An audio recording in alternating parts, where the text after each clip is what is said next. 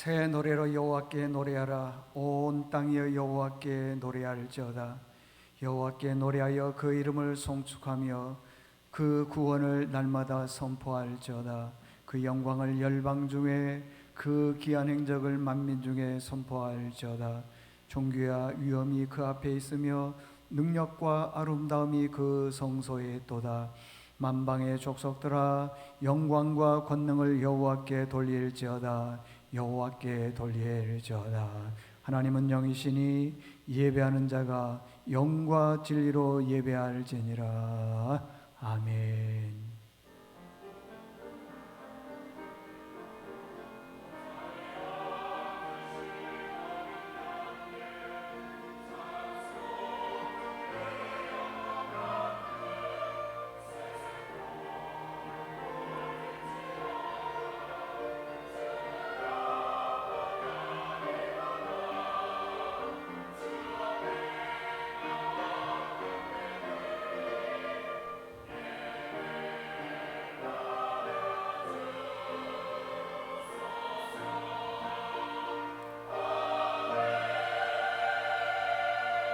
영원히 찬양을 받으실 주 여호와 우리 하나님 아버지시여, 그 놀라우신 은혜와 감사를 인하여 주님께 영광을 돌려드립니다. 죄와 사망에서 우리를 건져주신 성자 예수 그리스도의 구속의 은혜를 길이 찬양하오며, 오늘도 우리와 함께 하시고 늘 새 힘을 공급해 주시는 성령의 교통하심을 인하여 감사드립니다. 오늘도 우리 믿음의 식구들이 세상에 살면서 여러 가지 힘든 일들을 가지고 주의 전에 나왔다면 하나님 위로하시고 힘주셔서 그 모든 문제가 말씀 안에서 해결되는 귀한 은혜가 있게 도와주시옵소서. 오늘 예배를 드리다가 주의 음성을 듣게 도와주시고 말씀을 듣다가 주님을 만나는 귀한 시간 되게 도와주시옵소서. 주 예수 그리스도의 이름으로 기원하옵나이다. 아멘. 모두 자리에서 일어나셔서 8장 찬송하시겠습니다.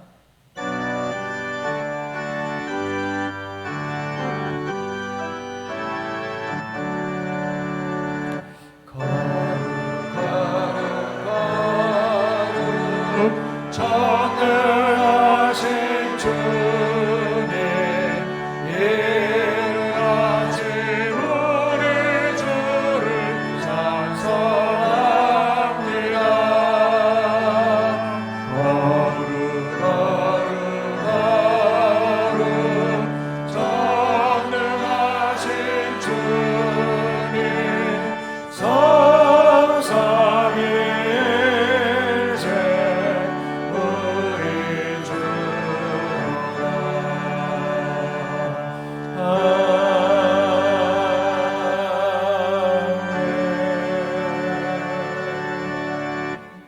지난 삶을 돌아보면서 참회의 기도를 드리겠습니다.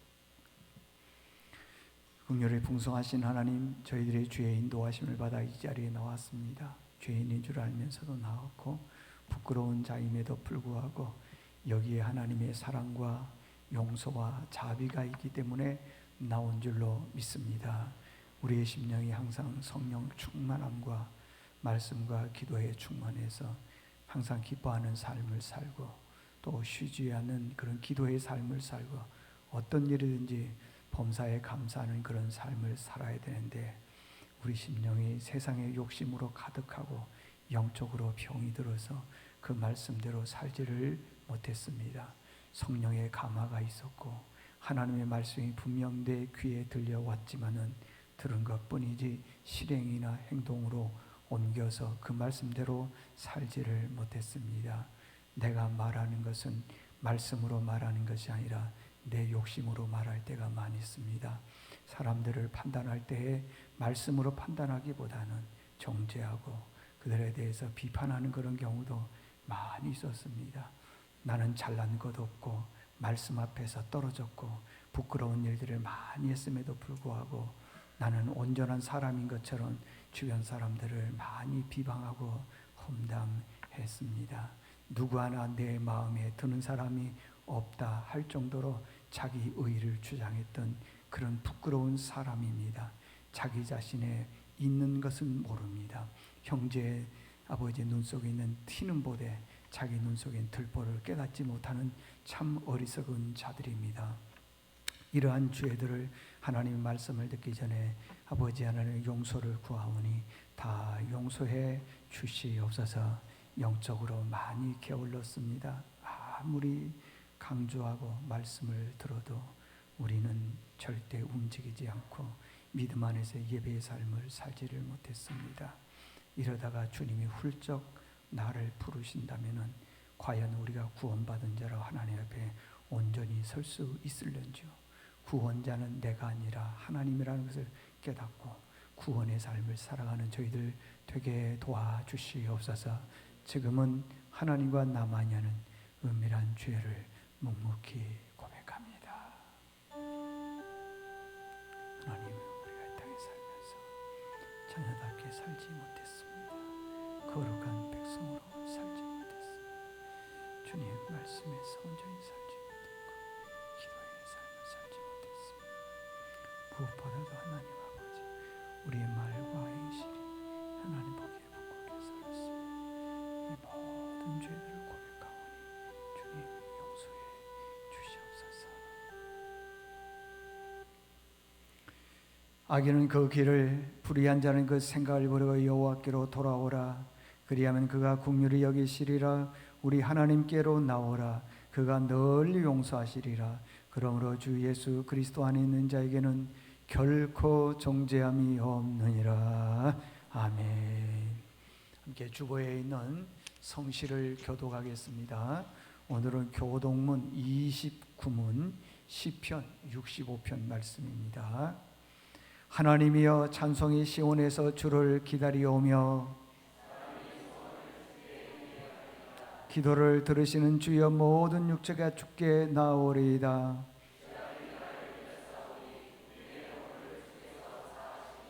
주께서 택하시고 가까이 오게 하사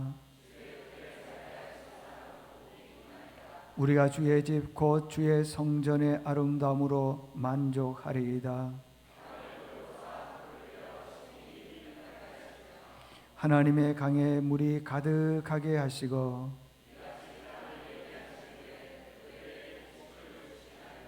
초장은 양떼로 옷 입었고 골짜기는 곡식으로 덮였음에 아멘. 함께 우리의 신앙을 고백하겠습니다. 나는 전능하신 아버지 하나님 천지의 창조주를 믿습니다. 나는 그의 유일하신 아들 우리 주 예수 그리스도를 믿습니다. 그는 성령으로 잉태되어 동정녀 마리아에게서 나시고 본디오 빌라에게 고난을 받아 십자가에 못 박혀 죽으시고 장사된 지 사흘 만에 죽은 자 가운데서 다시 살아나셨으며 하늘에 오르시어 전능하신 아버지 하나님 우편 앉아 계시다가 거기로부터 살아있는 자와 죽은 자를 심판하러 오십니다. 나는 성령을 믿으며 거룩한 공교회와 성도의 교제와 죄를 용서받는 것과 몸의 부활과 영생을 믿습니다. 아멘. 자리에 앉으셔서 88장 찬송하시겠습니다.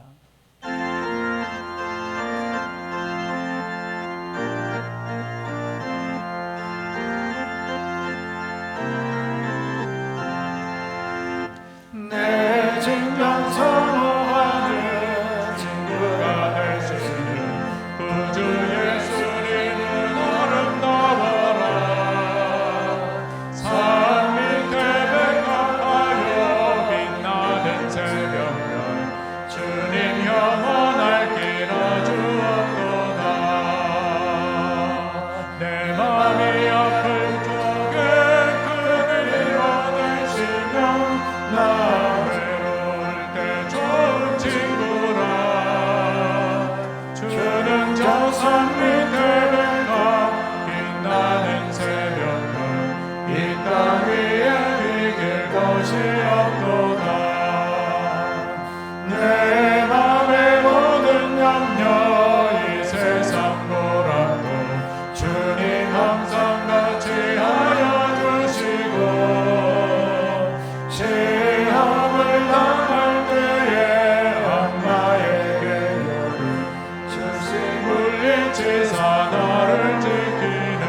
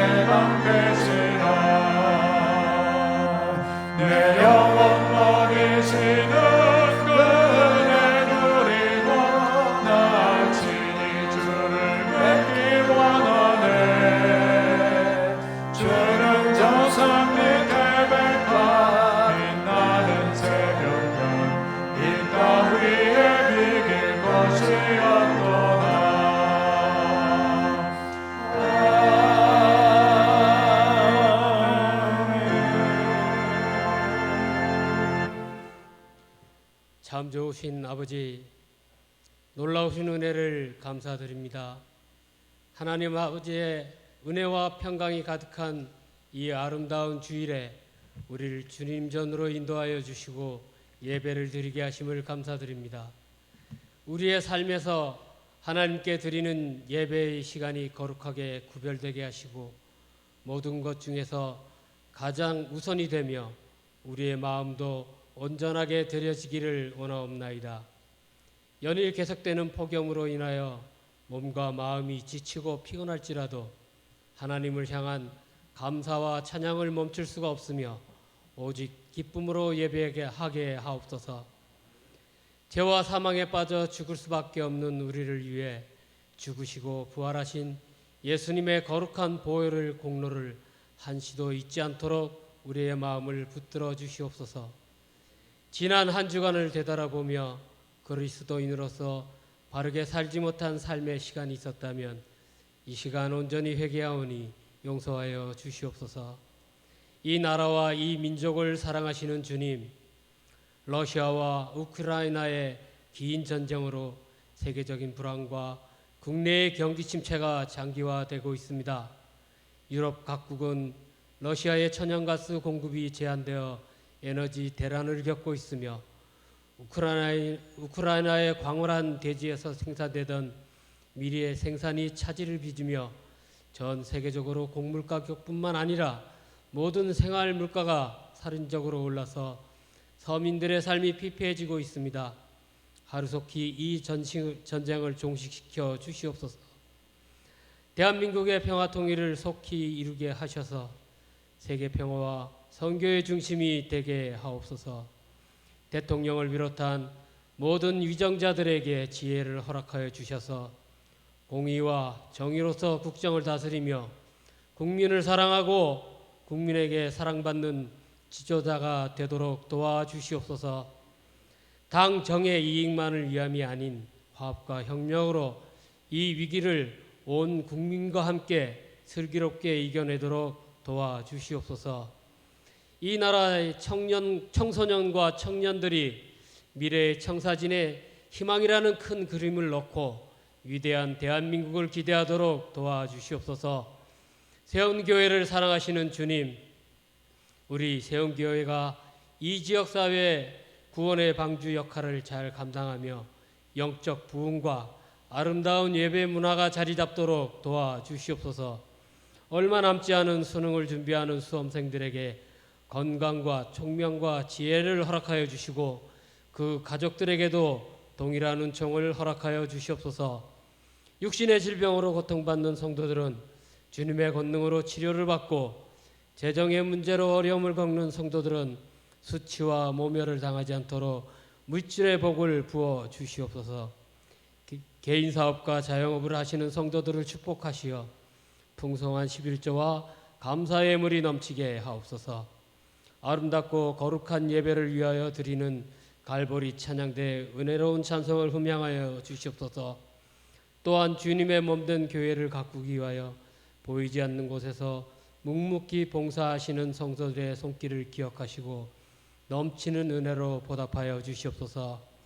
특별히 하나님의 나라와 교회의 부흥을 위하여 불철주야 기도하는 중보기도 틈을 축복하시어 저들의 기도가 모두 하나님께 상달되도록 은혜를 베풀어 주시옵소서. 우리 세운교회의 모든 성도들이 하나님의 말씀을 통하여 들음에서 믿음이 나고 행함으로써 믿음이 성장하는 삶을 살도록 도와주시옵소서. 그리하여 우리의 삶이 성령으로 인도받고 기쁨과 감사가 충만한 삶이 되도록 인도하여 주시옵소서. 오늘도 우리에게 생명의 말씀, 진리의 말씀을 전하실 담임 목사님께 성령의 강한 영권을 허락하시고 영과 육을 충만하게 하시며 말씀을 선포하실 때 주님이 주시는 참된 평안과 기쁨이 넘치는 귀한 시간 되게 하여 주시오며 주님 홀로 영광 받으시옵소서. 길이요 진리요 생명이신 예수님의 이름으로 기도하옵나이다. 아멘.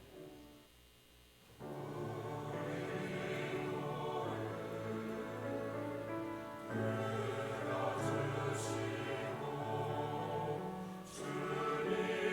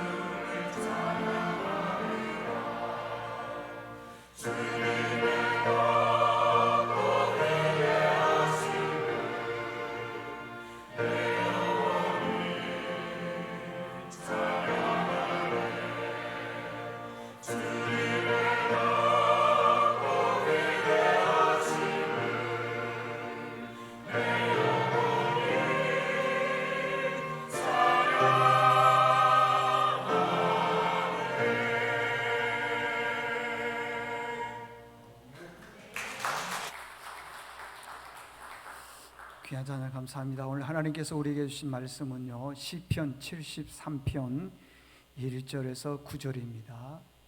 구약성경 854쪽 시편 73편 1절에서 9절, 이 계시의 말씀을 봉독할 때에 살아계신 하나님의 음성을 들으실 수 있기를 바랍니다.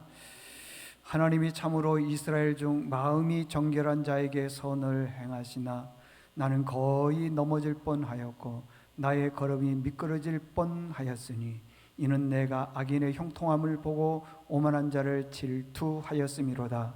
그들은 죽을 때에 고통이 없고 그 힘이 강건하며 사람들이 당하는 고난이 그들에게는 없고 사람들이 당하는 재앙도 그들에게는 없나니 그러므로 교만이 그들의 목걸이요 강포가 그들의 옷이며 살찜으로 그들의 눈이 솟아나며 그들의 소득은 마음의 소음보다 많으며 그들은 능욕하며 악에게 말하며 높은 데서 거만하게 말하며 그들의 입은 하늘에 두고 그들의 혀는 땅에 두루 다니도다. 아멘. 할렐루야. 우리 옆 사람과 인사 나누겠습니다. 자, 사랑합니다. 축복합니다. 은혜 받읍시다. 자, 인사하겠습니다. 감사합니다.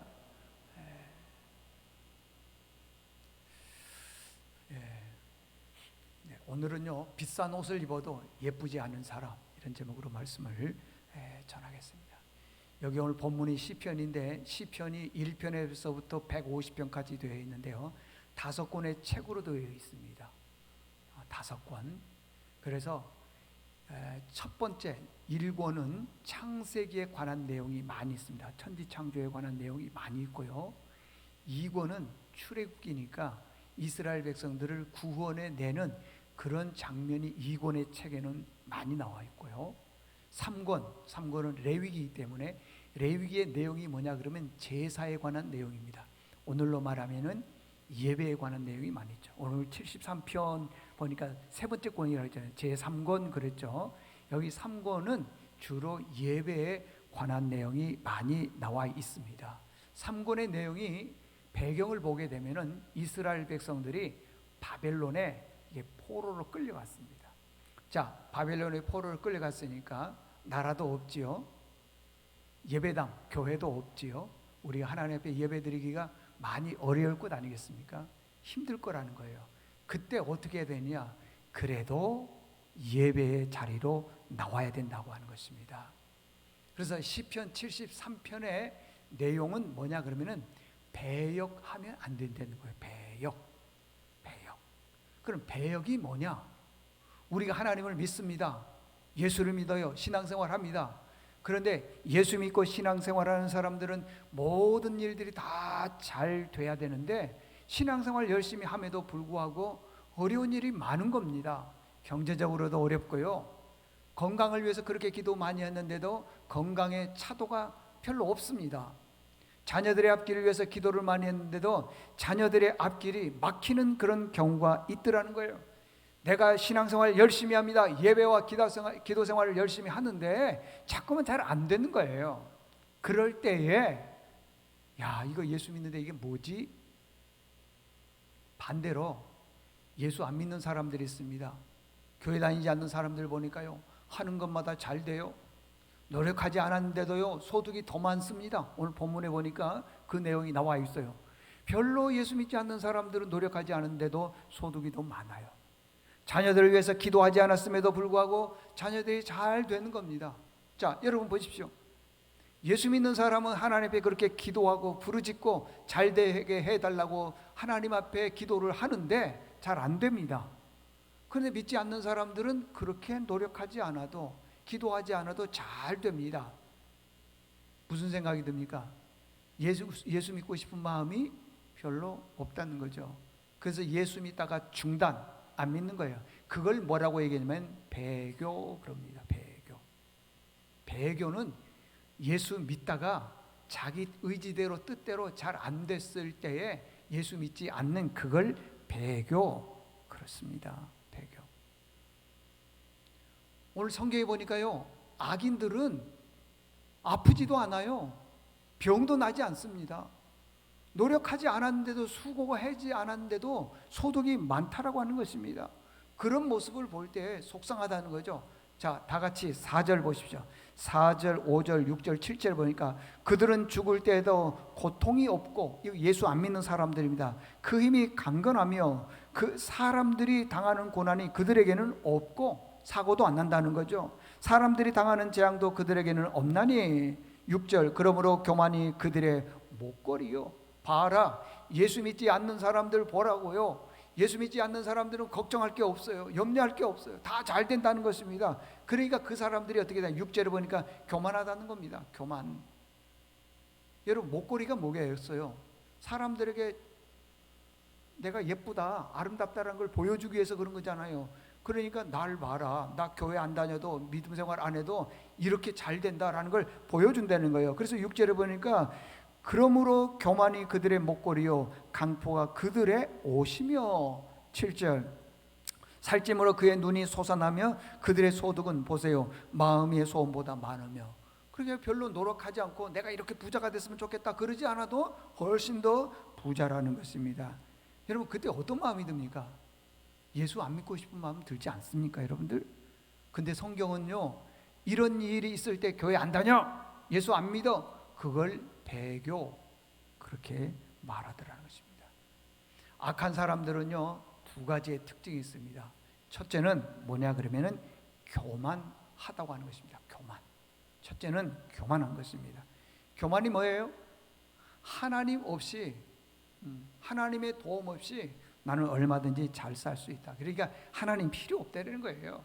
시편 4절에 보니까요, 악인은 그의 교만한 얼굴로 말하기를 여호와께서 이를 감찰하지 아니하신다 하며 그의 모든 사상에 하나님이 없다. 그런 말이에요. 그러니까 악한 사람들은 뭐 사람을 괴롭히고 죽이고 그런 사람이 악한 사람이 아니라 예수 안 믿는 사람을 악한 사람이라 그럽니다. 그 모든 사상에 하나님이 없대요. 봐라, 그러면서 뭐라고 얘기하냐 그러면은 그런 사람들은 죽을 때도요 아주 편하게 죽어요. 오래 살아요. 아프지도 않아요.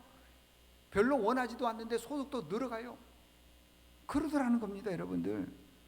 교만한 사람은 하나님이 필요 없습니다. 자기 중심이에요. 자기 생각입니다. 옛날에 그런 말 많이 했죠. 예수를 믿으니 내 주먹을 믿어라. 그런 말 많이 하지 않습니까? 빗대어서 하는 말들이 많이 있습니다. 그러니까요, 자기 생각, 자기 사상이 하나님이라는 거예요. 여러분 생각해 보십시오. 예수 안 믿는 사람들이 하나님 없어, 믿어봤자 소용없어.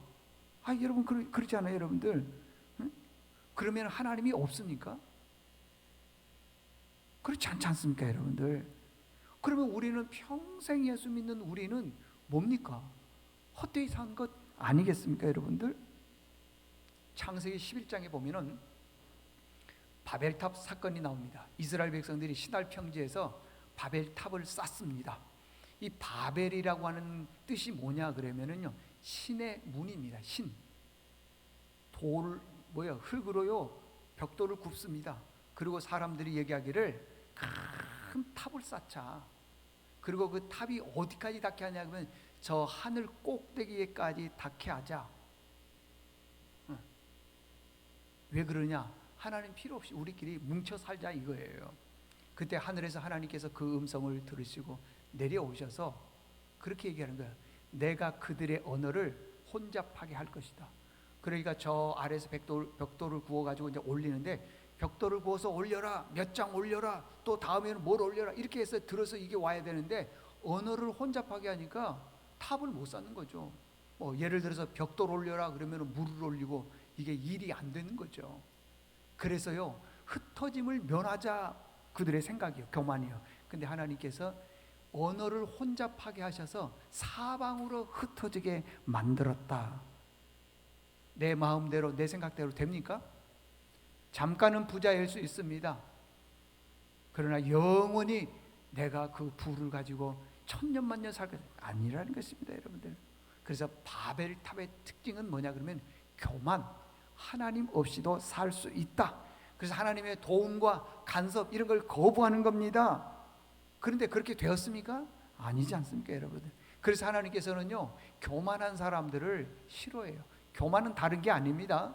우쭐대고 나만큼 해봐 이런 뜻이 아니에요. 교만한 사람은 하나님 없이도 살 수 있다. 그런 사람들을 교만이라고 하는데 하나님은 그런 사람을 대적한다는 거예요.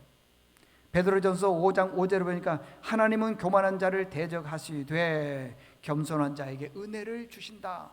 교만한 사람을 하나님은 대적하신다는 거예요. 예를 들어 보겠습니다. 이스라엘의 남쪽 유다의 14번째 왕, 이 므낫세 왕이 있습니다. 이 므낫세 왕의 특징이 뭐냐 그러면은 남쪽 유다에 20왕, 왕조가 있었어요. 20왕이 있었어요.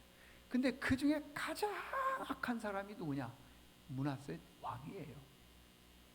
얼마나 악한지요? 교만하기 그지없습니다.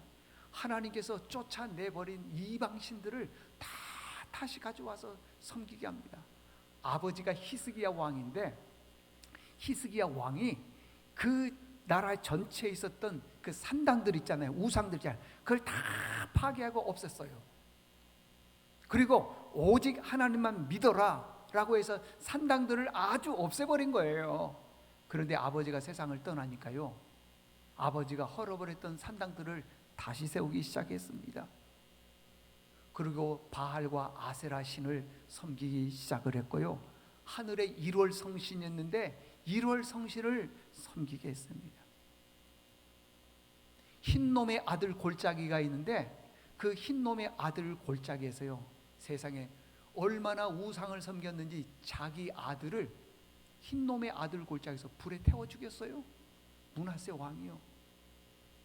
그렇게 우상을 섬겼습니다. 뭐 점술과 점쟁이 여인에게 찾아가서 점을 치지를 않나, 심지어는 이 하나님의 성전 안에까지 들어와서요 우상을 섬기기 시작을 했습니다. 그러면은 이렇게 악한 왕이었다면은 하나님이 손 봐야 됩니까? 안 봐야 됩니까? 죄송해요, 작사를 내야지. 근데 20왕조 중에 이 왕이 가장 길게 왕이 됐어요. 어떤 왕은 몇 개월, 어떤 왕은 1년, 2년 그러는데 이 왕은, 악한 왕은 무려 55년 동안 왕이 된 거예요. 여러분 55년이 얼마나 긴 줄 아십니까? 그 긴 세월 동안 왕이 된 거예요. 그러면 왜 하나님께서 이 사람을 이렇게 가만두지 않았냐 이 말이에요. 55년 동안 왕이 되어도요, 언젠가는 환난의 날이 온다는 거예요. 고난의 날이 온다는 거예요. 여러 선지자들을 통해서 말을 합니다. 므낫세 왕에게 돌아오라, 하나님께로 돌아오라 해도 돌아오지를 않아요. 돌아오지를 않으니까 하나님께서요 아수르 나라 군대를 일으켜서 남쪽 유다를 치게 하는 겁니다. 성경에 보면 그래요. 치니까 꼼짝없이 패망을 하는 거죠. 그리고 난 다음에 므낫세 왕이 손과 발에 쇠사슬에 꼭꼭 묶여가지고는요 이 바벨론이라고 하는 나라에 끌려가는 거예요. 자, 55년 동안 자기가 하고 싶은 거 다 했습니다. 55년 동안 영원히 자기가 왕노를 할 것처럼 보였지만은 반드시 피눈물 나는 날이 오더라는 거예요. 고난의 날이 오더라는 겁니다. 고통과 눈물의 세월의 날이 오더라는 거예요. 그때에 이 므낫세 왕이 뭐 했느냐? 겸손했다는 거예요. 겸손했다는 것입니다. 역대하 33장 12절을 보니까 그가 환난을 당하여 그의 하나님 여호와께 간구하고 그의 조상들의 하나님 앞에 크게 겸손하였다. 자, 왜 겸손한 겁니까? 뭐가 와서요? 환난이 와서. 환난이 안 오면은 어떨까요? 절대 겸손할 사람이 아니죠. 여기서 우리가 깨달아야 될 점이 뭔 줄 아십니까? 우리는 늘 겸손해야 됩니다. 겸손하지 않으면 환난의 날이 올 수 있습니다. 겸손은요, 내가 알았습니다, 조용히, 그게 겸손이 아니고요. 겸손은 하나님 없이는 내가 못 삽니다. 하나님 은혜 주셔야 됩니다. 하나님께서 내 일생을 책임져 주셔야 됩니다. 그게 겸손이고요. 교만은 우쭐대는 게 교만이 아니고 하나님 없이도 살 수 있다라고 하는 사람이 교만한 사람이에요. 여기 계신 우리 믿음의 식구들만큼은 늘 겸손한 분 될 수 있기를 바랍니다. 겸손하면 하나님 의지하게 돼 있고요, 겸손하면 하나님의 도움을 구하게 되어 있습니다. 겸손하면은요, 우리 자녀가 아무리 잘 되어요, 우리의 자녀의 앞길을 주님께 의탁합니다 하면서 하는 거예요. 어떤 분들은요, 하나님 없이도 잘 살 것처럼 보이지만은 자녀에게 고난이 오니까요, 꼼짝 못 하더라고요. 그 자녀 하나로 인해서요, 본인은 우울증에 걸리고요, 본인은 공황장애까지 오는 경우도 있어요. 여러분들 반드시 겸손, 다시 말하면은 하나님의 은혜 없이는 못 삽니다라는 그런 믿음이 있기를 바랍니다. 근데 악인은 교만하다는 거예요. 하나님 없이도 살 수 있다 그런다는 거예요. 첫 번째 악인의 특징이 뭐냐? 교만, 하나님 없이도 살 수 있다. 그럼 두 번째는 뭐냐 그러면은요, 강포하다는 것입니다. 6절에 보니까 그랬습니다. 교만이 그들의 목걸이요, 강포가 그들의 옷이다. 옷, 강포. 강포는 뭘 의미하고 있냐면 말이 굉장히 폭력적이라는 거예요. 말이 얼마나 폭력적인지 몰라요. 그리고 말이 자기 감정대로 말합니다. 말을 할 때 보면 내 감정대로 말을 하는 거예요. 그러니까 막 세게 나가는 거죠. 함부로 말하는 것이죠. 예를 들면 이런 거예요. 표현이 뭐죠? 집까지 게 뭔데, 이런 경우도 있어요. 여러분들 어디 그것뿐 줄 아세요?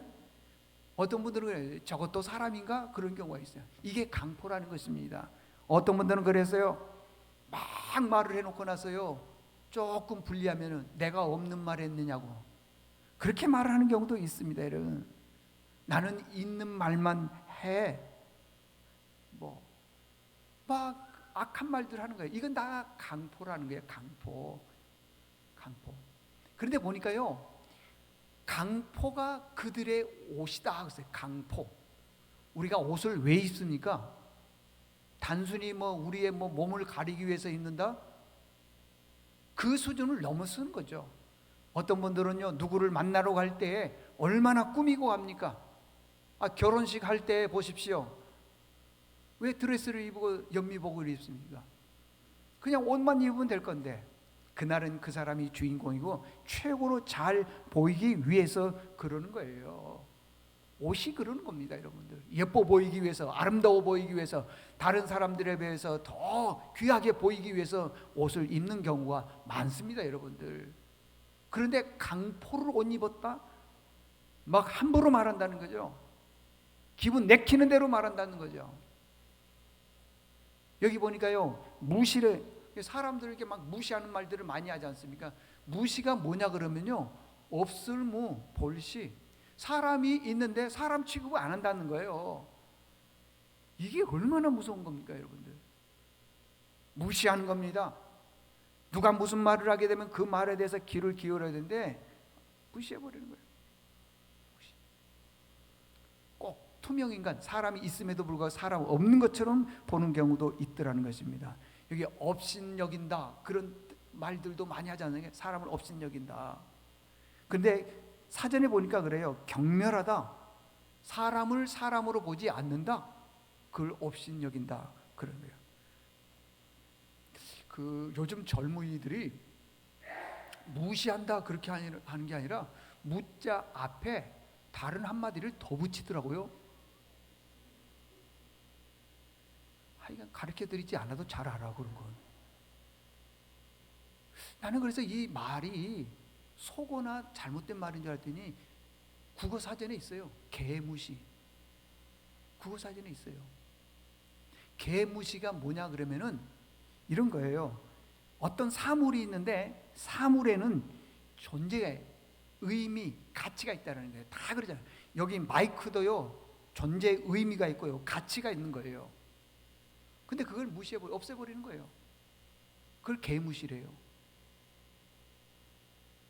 사람을 사람으로 대해줘야 되는데 그렇지 않아요. 인정하지 않는다는 거예요. 나하고 생각이 다르면은요, 그 사람은 인정하지 않아요. 나하고 수준이 같지 않으면은요, 상대도 안 합니다. 개무시하는 거죠. 참 가슴 아픈 일이에요, 여러분들. 제가 여러 번 말했지만은요, 베드로전서 4장 1절에 보니까 이런 말씀이 있어요. 어떤 사람이 누구든지 말하고 싶으면은 하나님의 말씀을 하는 것 같이 하라는 거예요. 여러분, 복음을 전하고 말씀을 전할 때 저주하는 말 합니까? 그 사람 기분 나쁜 말 합니까? 안 하잖아요. 살리는 말을 하잖아요. 하나님의 말씀을 하는 것은. 그러니까 우리가 사람들에게 말을 할 때는 하나님의 말씀을 하는 것처럼 해야 되는 거예요. 근데 대부분의 사람들은요, 자기 생각, 자기 주장, 자기 주관, 그건 자기예요. 자기. 왜 자기 주관을 갖다 다른 사람에게, 엉뚱한 사람에게 자기 주장을 갖다가 집어넣으려고 그러죠? 우리 교인들도 보면은요, 똑같은 날씨인데 어떤 분은 덥다고 막 부채질하고요, 어떤 분은 춥다고 밍크 코트 입은 사람도 있어. 똑같은 날씨인데 생각이 다른 거예요, 여러분들. 주장하는 게 다른 겁니다. 그런데 자기 생각에 맞으면은 좋은 사람, 자기 생각에 맞지 않으면은 나쁜 사람, 이렇게 생각한다는 거예요. 여러분 생각해 보세요. 베드로전서 4장 11절 보니까 누가 말을 하려면은 하나님의 말씀하는 것처럼 하라. 하나님 말씀 뭐예요? 사람을 살리고 절망의 사람을 희망을 주고, 그런 건 말씀 아니겠습니까? 말을 하려면 그렇게 하라는 거예요. 그런데 말을 그렇게 안 해보면 자기 기분대로 말하는 경우도 있고요, 자기 고정관념에서 말하는 경우도 있고 그러더라고요. 여러분들 가끔씩 백화점에 가보시죠? 백화점에 가면은 비싼 옷은 정말 비쌉니다. 참 부끄러운 일이 하나 있는데, 어디 갔더니 괜찮은 옷이 싸요. 그래서 야, 저거 괜찮겠다 해가지고는 이제 같이 갔던 집사람한테 얘기했어요. 야, 저거 내가 사주겠다, 사라. 그랬더니 이걸 사줄 거냐고 그래요. 그래서 나 사준다. 그래 동그라미를 이렇게 쭉 세어보니까 나는 7만 원인데 거기는 70만 원을 써 있어. 그래서 없었던 일로 했습니다. 근데 그건 싼 거예요. 어떤 옷은요 1,000만 원이 넘어가요. 왜 그렇게 비싼 옷을 입죠? 사람들에게 예뻐 보이기 위해서. 그러나 여러분들 보세요. 아무리 비싼 옷을 입어도 맵시가 안 나는 사람이 있습니다. 키가 작아서요? 커서요? 뚱뚱해서요?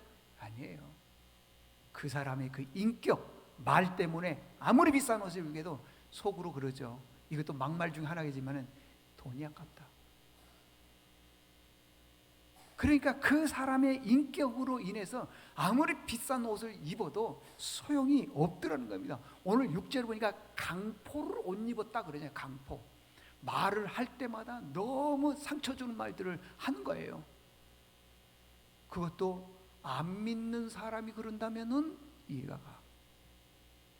믿는 사람들이 입으로는 사랑한다 하지만은 속으로는 정죄하고 비판하고 옳지 않다라고 하는 것입니다. 그런데요, 옷 중에 보면은 이런 옷 있다 그랬죠. 짝퉁 있다 그랬죠. 짝퉁, 가짜, 비메이커 있다 그랬잖아요.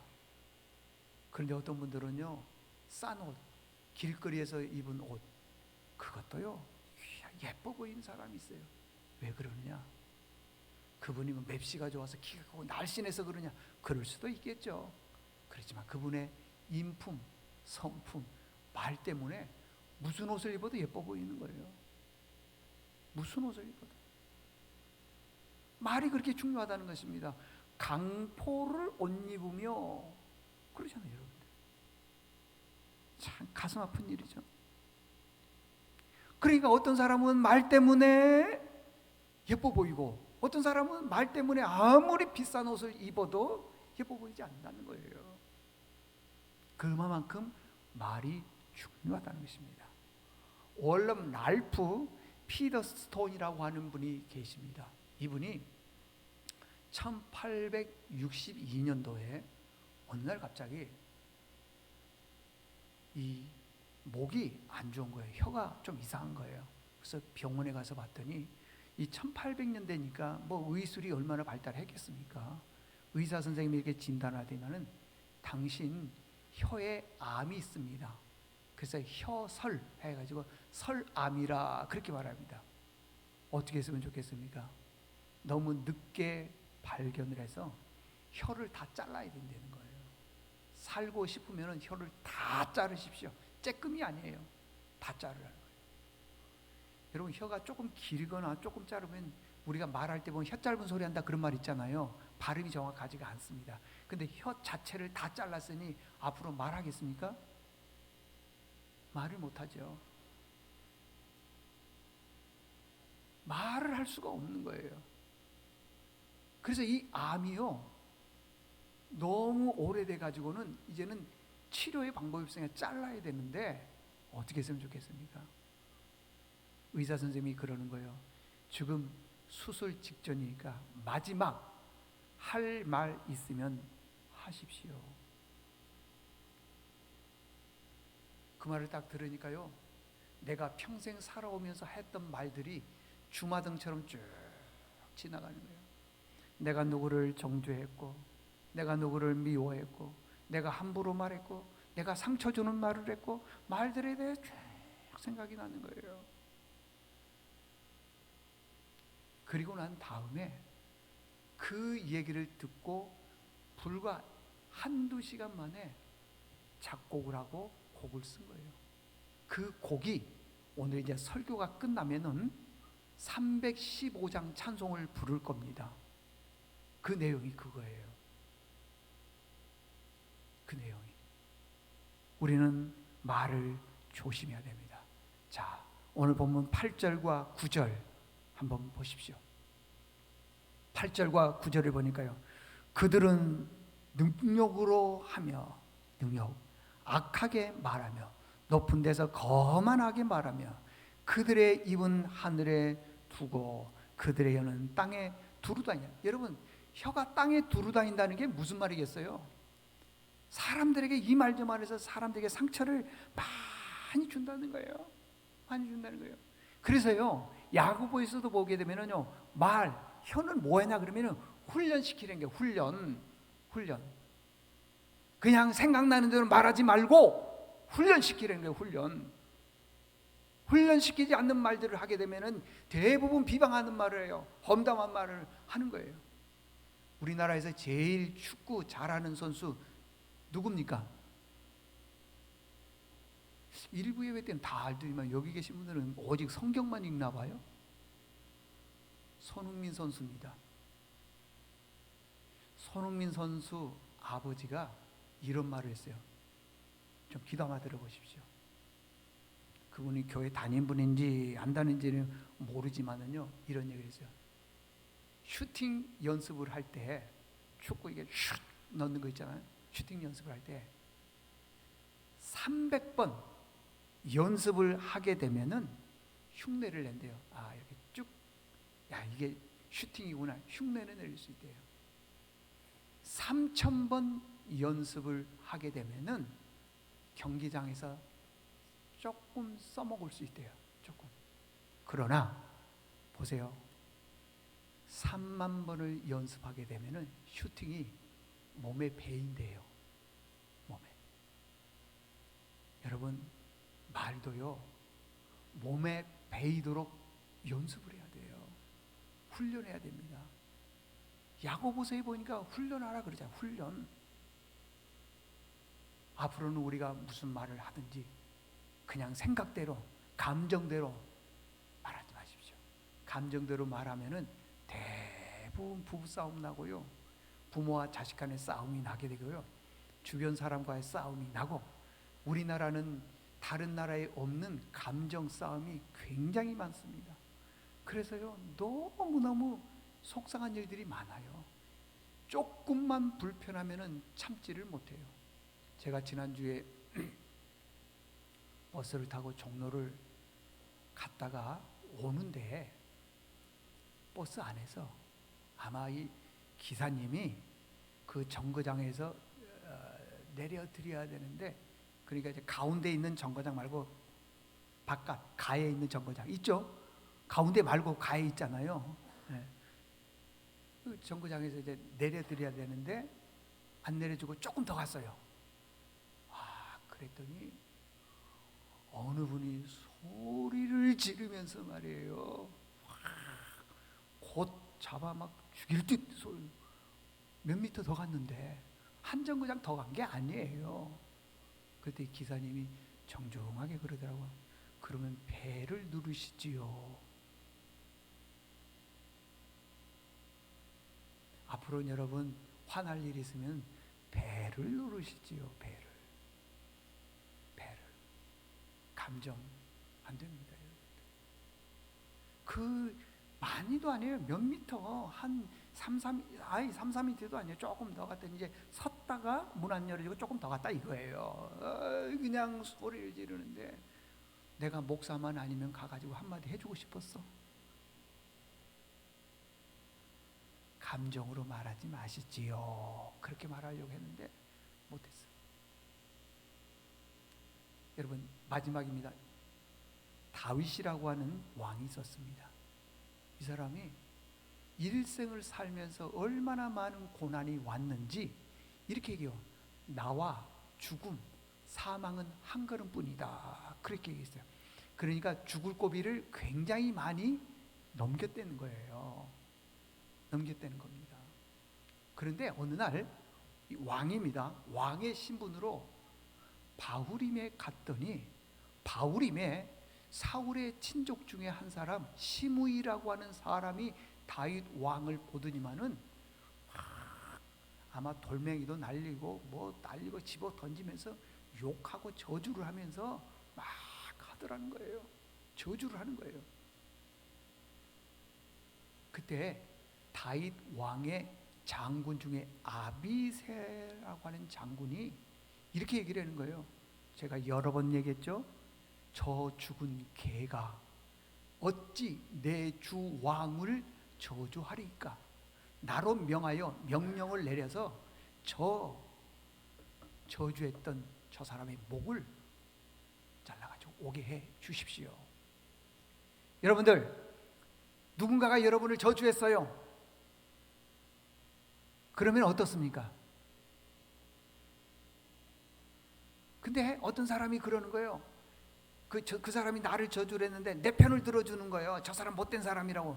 그러면은 그 내 편 들어준 사람하고 어때요? 영원히 뭐 그냥 당신 내 편이다 그럴 거 아니겠어요? 근데 다윗은 그러지 않았어요. 참 기가 막히잖아요, 여러분들. 다윗은 그렇게 말하지 않냐고.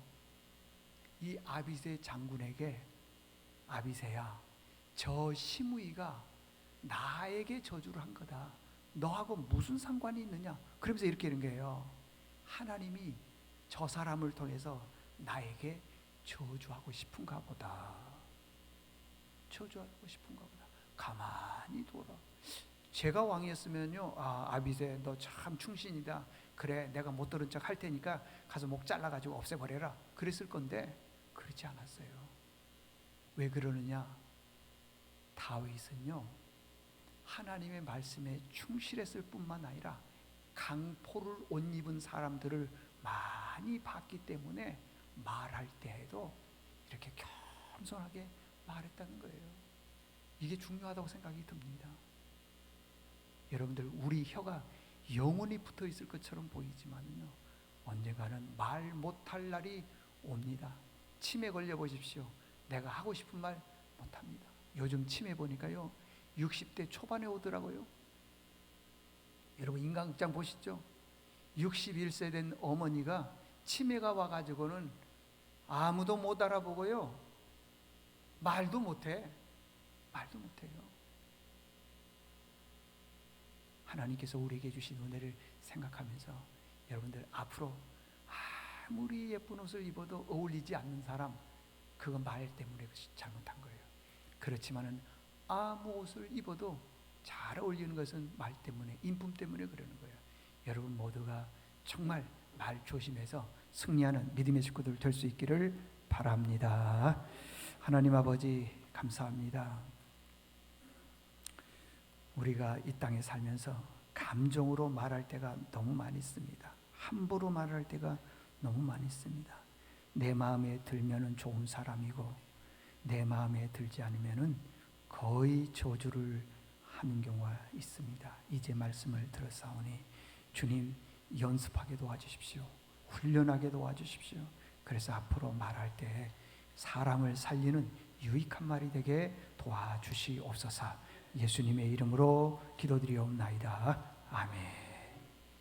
찬송가 315장 아까 말씀드린 것처럼 가사를 잘 생각하면서 315장 부르시겠습니다.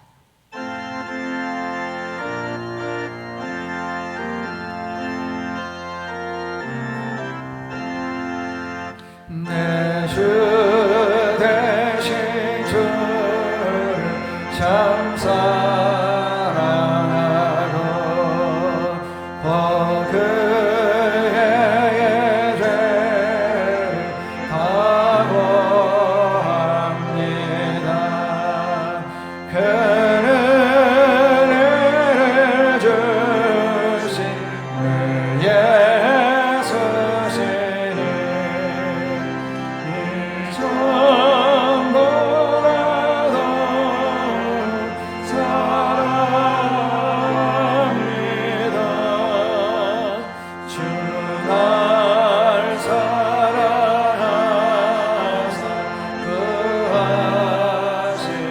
구하시려고 저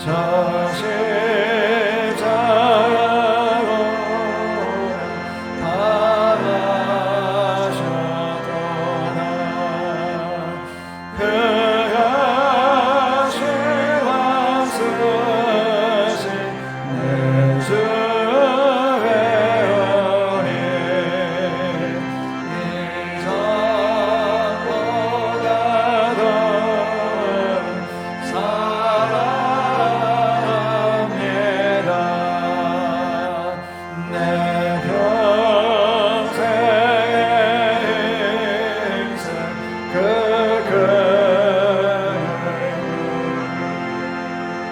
주 예수의 덕은 늘 기립니다.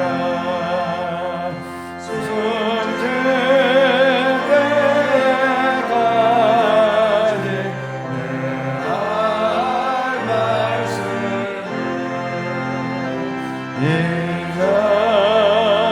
이전보다도 사랑합니다. 그 영광의 나라 나를 알아서 그 풍성하를 내가 사하리. 금명의 방스러워 나 찬송할 말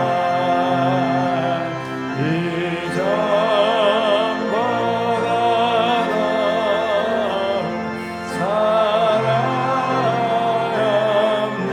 사랑합니다. 우리 하나님 앞에 드릴 예물을 손에 쥐고 기도하겠습니다. 이 손 안에는 하나님께서 우리에게 주신 풍성한 은혜가 있습니다. 험한 세상 70년, 80년, 90년 살면서 재정 때문에 얼마나 많은 사람들이 고통 겪고 궁핍하면서 살고 있습니까? 우리로 하여금 먹고 마시고 살고 즐길 수 있는 것이 하나님의 은혜임을 깨닫습니다. 아무리 재정적으로 넉넉해도 아프면은 사용할 수 없는데 사용할 수 있는 복 주신 것, 건강 주신 것 감사합니다. 우리가 열심히 직장 생활하고 사업할 수 있었던 것도 주의 은혜입니다. 그래서 오늘은 10의 1자와 감사와 생명을 살리는 예물을 하나님의 존전에 드립니다. 주님, 우리의 모든 형편과 사정을 알고 계시지요.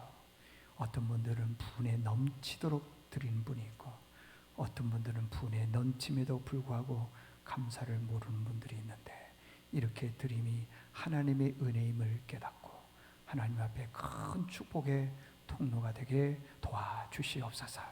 이 예물이 선교 지역에도 가고 어려운 개척교회도 가고 가정도 가고 주의 영광을 드러내는데 복되게 쓰임받을 수 있도록 하나님 축복해 주시고, 하나님 드린 손길 위에 다음에는 더 많이 드릴 수 있도록 하나님 아버지여 기업의 복을 주시고, 가정의 복을 주시고, 직장의 복을 주시고, 건강의 복을 주시고, 자녀들의 앞길이 활짝 열리는 그런 복도 허락해 주시옵소서.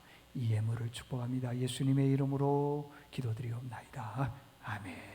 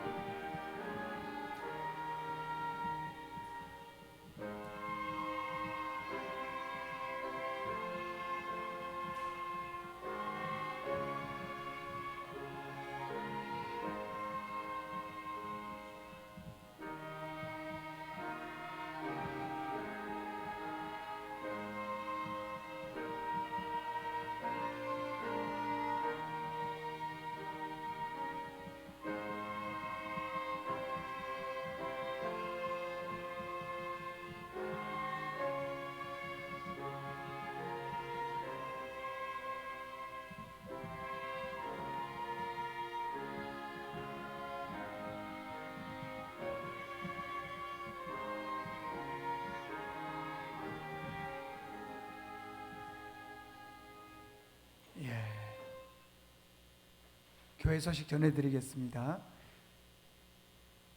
오늘 오후 예배는요,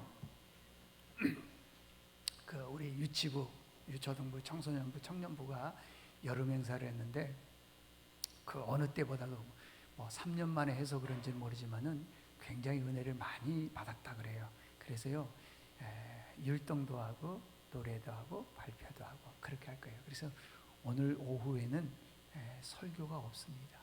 그러니까 설교가 없으니까 어떻게 해야 될까요? 여기 계신 분들 다 참석을 해야죠. 설교가 없으니까. 그래서 식사하시고요, 차 한잔 하시고 바로 올라오시면은 우리 아이들이 그동안에 준비했던 걸 예배를 통해서 발표하게 돼요. 그때 박수도 좀 쳐주고요. 그렇게 하셔요. 집에 가봤자 TV밖에 더 보시겠어요? 오후 예배도 한번 드려보시는 게 좋을 것 같아요. 그래서 꼭 제가 이렇게 사정하는 이유는 참석하시라 그 말이에요. 하나님은 로마서 2장에 보면 고집센 사람을 싫어한대요. 그러니까 참여하셔요. 좋은 말 할 때요. 이제 10월, 11월 되면은 우리 대한민국 모든 교회들이 다 새생명 축제를 합니다. 총동원 주의라고 그럽니다. 왜냐하면은 그런 걸 안 하면은요, 전도가 안 돼요. 그래서 생명 살리.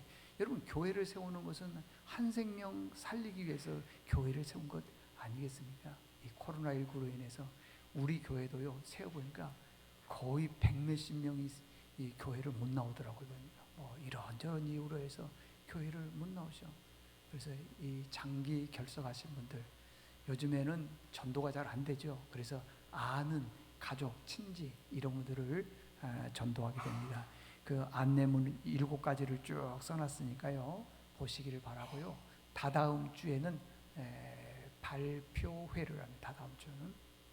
그래서 남선교회, 여전도회, 그리고 유치부, 유초등부, 또 청소년부, 청년부 부서 이렇게 해서 나누어서 하는데, 옛날에 우리가 저쪽 교회에 있었을 때 다 해봤어요. 여기서도 했었군요. 부서별로 구호도 만들고요, 주제가도 부르고 그렇게 합니다. 그래서 뜨겁게 하려고 하니까 여러분들 꼭 그렇게 해 주시기를 바라고, 이제 수험생들 이 올 여름 잘 날 수 있도록 기도 많이 해 주시고 좋은 결과 있도록 해 주시기를 바랍니다. 우리 그 김춘도 장로님 또 양희신 권사님께서요, 그 자녀 결혼 감사해서 식사도 준비해 주시고 또 과일 이것저것 굉장히 많이 준비해 주셨네요. 감사하게 생각을 하고요, 축하해 주시길 바랍니다. 저는 내일부터 휴가하겠습니다. 우리 모두 자리에서 일어나겠습니다. 앞뒤 좌우에 계신 분들과 함께 인사하겠습니다. 자, 사랑합니다. 축복합니다. 그 다음에 뭐라고 하겠어요? 예쁜 말 하겠습니다. 시작. 사랑합니다. 축복합니다. 예쁜 말 하겠습니다. 예쁜 말 하겠습니다. 예쁜 말 하겠다는데 잘 전달이 안 되는 것 같아요. 내려가면서 하면 될 것 같아요. 자, 우리 박수 치면서 파성의 찬양 부르도록 하겠습니다.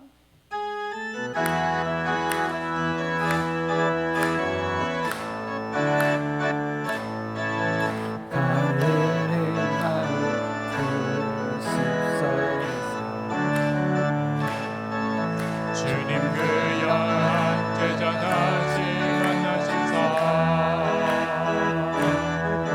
마지막 그들에게 말씀하시기를 너희들은 가라져 세상으로 가서 제자 삼으라. 가서 제자 삼으라. 세상 많은 사람들을 세상 모든 영혼이 내게 알렸나니 가서 제자 삼으라. 나의 길을 가르치라. 내가 너희와 항상 함께 다시 한번 가서 제자 삼으라.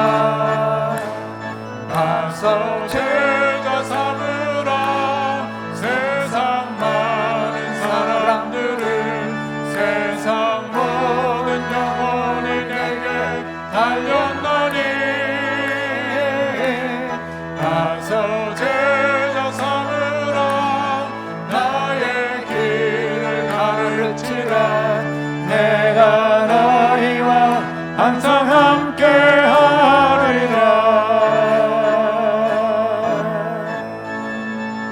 지금은 우리 주님 예수 그리스도의 은혜와 하나님 아버지의 지극하신 사랑하심과 성령님의 감화 감동 교통하심이 우리가 지금까지 70, 80을 살면서도 내 감정대로 말했다면은 이제 말씀을 들었사오니 말도 훈련을 해서 살리는 말, 높이는 말, 위로하는 말, 그들의 영혼을 구원하는 말을 해서 하나님 앞에 영광 돌려드리기로 다짐하는 믿음의 식구들 위에와 또 삶 위에 이제와 영원히 함께 하시기를 간절히 축원하옵나이다. 아멘.